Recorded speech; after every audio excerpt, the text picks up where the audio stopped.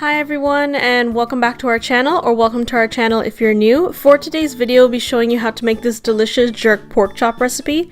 Basically, this recipe is taking the jerk seasoning that we use in the chicken wings recipe and incorporating it into a delicious pork chop recipe. Now, we plated this with some mashed potatoes and some greens. This is a really simple recipe that can be used for the holiday season coming up, as well as Thanksgiving that's coming up next week. So if you'd like to see how to make this, then please keep on watching. Also, don't forget to subscribe to our channel if you haven't already. So without further ado, let's get into the video.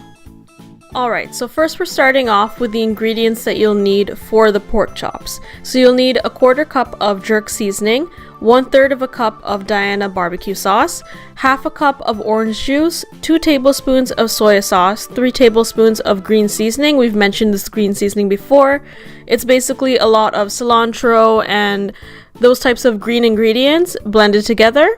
You'll also need 1 tablespoon of onion powder, 1 tablespoon of grated ginger, 1 tablespoon of basil, 1 tablespoon of grated garlic, and 7 pork chops. You can use as much pork chops as you'd like for this recipe. You'll just have to double up on the seasoning ingredients.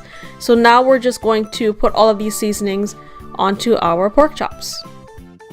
Next, we'll be marinating our meat.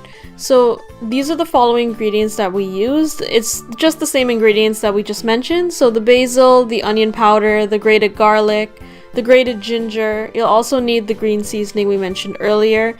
And you may be wondering what the little red stuff is. That is also hot peppers.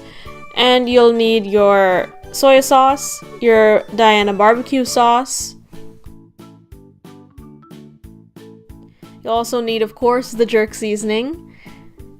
And then you're just going to mix all of this up. Now, as you can see, we're using bare hands.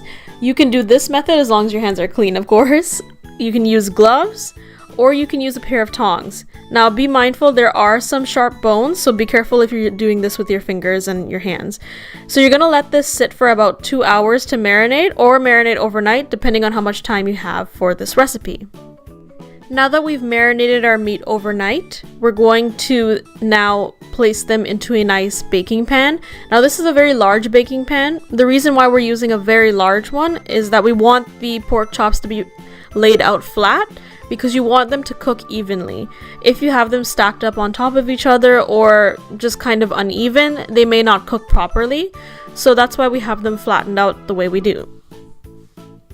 And you're just going to place these in any order that you'd like. It's okay if some of them break up a little bit. It does happen. It happens to everyone. And we're just making sure they have some room between each other.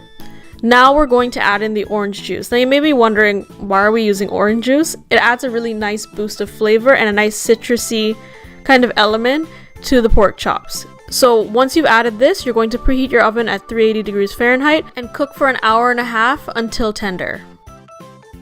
Alright, so it's been 1.5 hours, and these are what your pork chops should look like.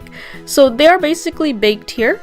So you can stop here, or you can do what we're going to do next. So we're going to put these onto a nice baking rack, and we're going to grill them in the oven. So we're going to set the oven onto broil/grill, and we're going to grill these so that they have a nice char and really nice color to them. And when you're doing this, you're going to want to keep an eye on these in the oven, because this can cook very quickly and it can overcook very quickly. So after taking them out of the oven, these are what your pork chops should look like. As you can see, they have a really, really nice, beautiful color, and they're also not overcooked. So they are the perfect pork chop. And it looks as if you've done this in the barbecue, when in fact we just did it in the oven. So this is how we plated it. We plated our pork chops with, of course, 2 pork chops and some mashed potatoes on the side, as well as some bok choy that's steamed. You can use anything else to plate this with. You can plate it with rice, you can plate it with anything else. It's just really versatile and can be used for anything. So I hope you guys enjoyed this video. If you did, be sure to leave a like, comment down below what you thought of this video and other videos on our channel. Also, don't forget to subscribe to our channel for more videos every single week. I hope you guys have a fantastic week, and thanks for watching.